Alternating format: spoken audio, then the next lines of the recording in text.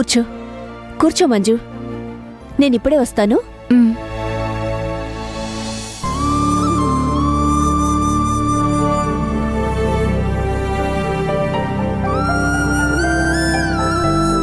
తీసుకో మంజు.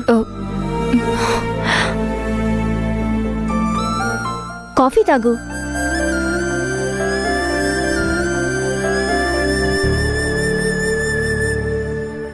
ఇప్పుడు చెప్పు మంజు, అసలు ఆ ఇంట్లో ఏం జరిగింది?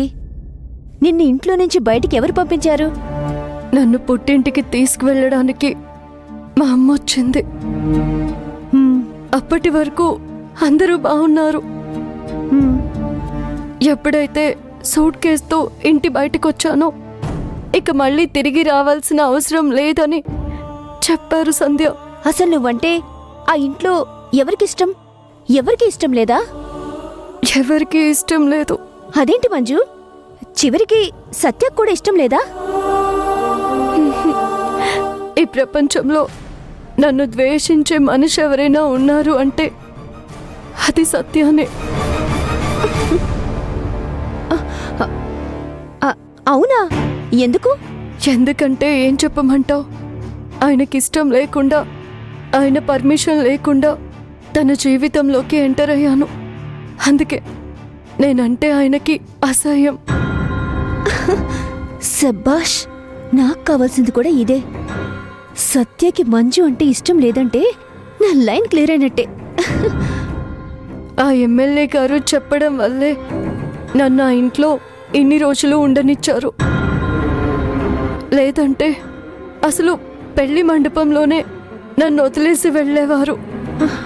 నాకంతా అర్థమైంది మంజు. మోసం చేసి పెళ్లి చేసుకున్నావని సత్యకి కోపం. మీ బావతో జరగాల్సిన పెళ్లి జరగకుండా తప్పించుకుని పోయావని మీ అత్తే కోపం. అందుకే నువ్వు అటూ ఇటూ కాకుండా పోయావు, అంతేనా? నీ ప్రాబ్లం సాల్వ్ అయ్యేంత వరకు నువ్విక్కడే ఉండు. ఇది నీ ఇల్లే అనుకో. నీకు ఎవరు తోడున్నా లేకపోయినా నేనున్నాను, సరేనా? లేచి ఫ్రెష్ అవ్వు.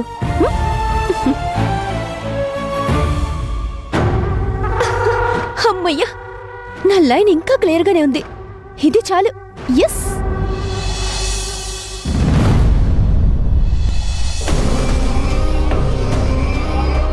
ఏంటయ్యా ఇవన్నీ? మనకి పనికొచ్చేవే సార్. ఈ కాంట్రాక్ట్ మినిస్టర్ దగ్గర ఓకే చేయించామంటే 50% మనకే మిగులుతుంది సార్.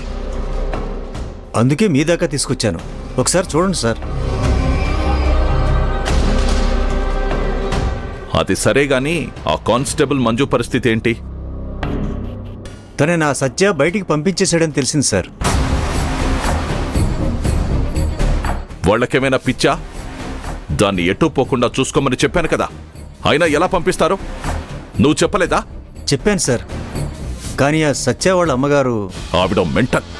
ఆ పెన్ డ్రైవ్ దొరికేంత వరకు ఆ మంజుతో మనకు చాలా అవసరం ఉంది. లేదంటే దాన్ని ఇంటికి తీసుకుని వెళ్ళమని సత్యతో ఎందుకు చెప్తాను? ఆ పెన్ డ్రైవ్ బయటపడిందంటే నా రాజకీయ జీవితం బూడిదైపోతుంది. ఇంతకీ మంజెక్కడుంది?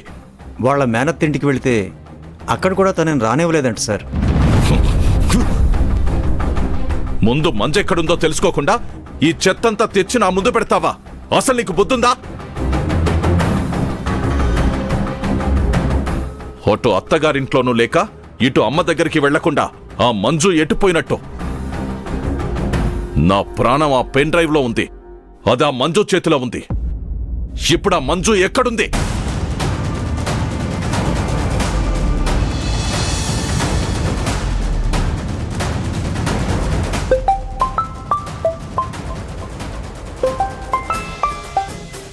హలో సార్, నమస్తే. ఆ మంజు ఇప్పుడు పోలీస్ స్టేషన్కి వచ్చింది సార్. అవునా?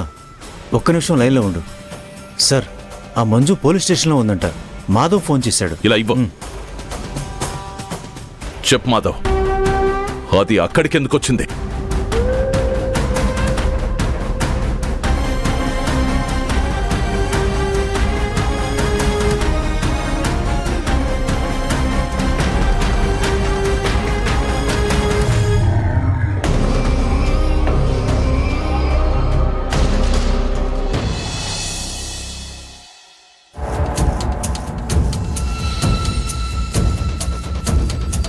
తిప్పు తిప్పు తిప్పు తిప్పు.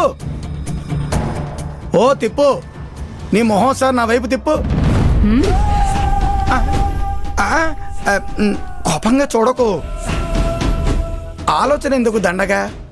నువ్వే కదా ఆ మంజును బయటికి పంపించింది. నువ్వే బయటికి పంపించి మళ్ళీ నువ్వే ఆలోచిస్తే నీ గురించి నేనేం ఆలోచించాలి చెప్పు? ఏమీ ఆలోచించకుండా ఎలా ఉండాలా అని మాత్రం ఆలోచించు. ఆలోచనలు నీ మట్టి బుర్రలోకి రాకుండా ఏం ఆలోచించాలా అని ఆలోచించు. ఆ? ఆ, ఆ మంజుని ఇంట్లోకి రానివ్వకుండా బయటికి పంపించాను. కానీ అది ఎక్కడికి వెళ్ళుంటుంది? ఇంకెక్కడికి వెళ్ళుంటుంది? ఆ సత్యాగాడి ఇంటికే వెళ్ళుంటుంది. వెళ్ళదు. ఎందుకంటే మంజు అమ్మ వెళ్ళి మంజు నా ఇంట్లో నుంచి బయటికి తీసుకొచ్చినప్పుడు తిరిగి ఒక్కతే మంజు వెళ్తే అంతకంటే ఘోర అవమానం ఇంకొకటి ఉండదు. కాబట్టి అక్కడికి వెళ్ళదని నేను అనుకుంటున్నాను. మరి ఇంకెక్కడికి వెళ్ళుంటుంది? అది నువ్వు తెలుసుకోవాలి. ఆ? నేనా? అవును. ఈ రాత్రంతా తిరిగి తనెక్కడుందో తెలుసుకుని వచ్చి నాకు చెప్పు. ఓకే, అలాగే తిప్పు. ఇప్పుడే వెళతాను.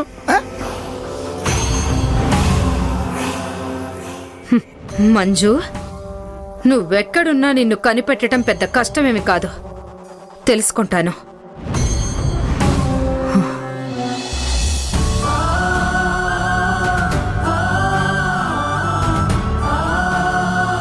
అమ్మా, నువ్వింకా నిద్రపోలేదా? మీ అక్క ఎక్కడుందో ఎలా ఉందో తెలియకుండా నాకు నిద్రెలా పడుతుంది హాసిని. ఆ మణెమ్మ మాటలు విని ఆవిడ పూర్తిగా మారిపోయింది. ఇక మంజుకి ఏ కష్టం లేదు అనుకున్నాను. కానీ మంజుని ఇంటి నుండి బయటికి పంపించడానికి నాటకం ఆడుతుందన్న విషయమే తెలుసుకోలేకపోయాను.